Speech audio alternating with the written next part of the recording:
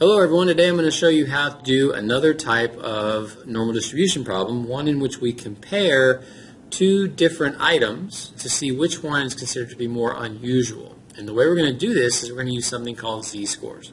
So take a look in your notes packet. The first question, here it is. Former NBA star Michael Jordan is 78 inches tall, while WNBA player Rebecca Lobo is 76 inches tall. Men's heights have a mean of 69 inches and a standard deviation of 2.8. Women's heights have a mean of 63.6 inches and a standard deviation of 2.5. And the question is, which player is relatively taller? In other words, which player is taller in comparison to their gender? So to set this sort of problem up, what you want to do, first, we want to label our distributions. So you can see up here, this is the way you label a distribution. So you would say men's heights are normally distributed with a mean of 69 and a standard deviation of 2.8.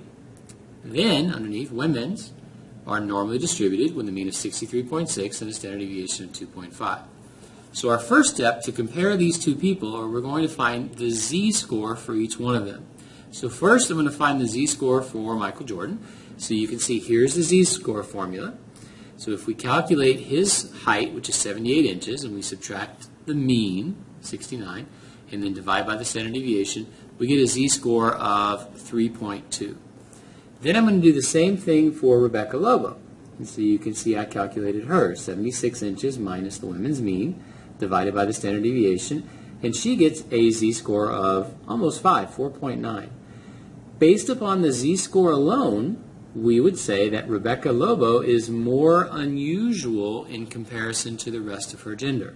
She is almost 5 standard deviations above the mean, whereas Michael Jordan, while he's certainly tall, he's only 3.2 standard deviations above the mean. This is the way you can compare two items that have different distributions.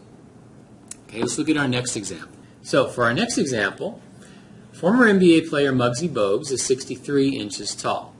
So whose height is more unusual, Mugsy's or Michael's? And you can see the picture there that you can see that he is much, much shorter than Michael's. All right, so we're being asked to figure out whose height is more unusual, Mugsy's or Michael's. So we set this up, and once again we have our distributions. The men's, they're normally distributed with a mean of 69 inches and a standard deviation of 2.8.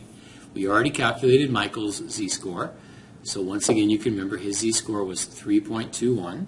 Next up we're going to calculate Mugsy's. So Mugsy's, he's 63, so he's below average, minus the 69 inches for the average divided by the 2.8, and he gets a z-score of negative 2.14. Negative indicates that he is below average, below the mean. Michael's is above average, above the mean. He is 3.2, Michael, is 3.2 standard deviations above average.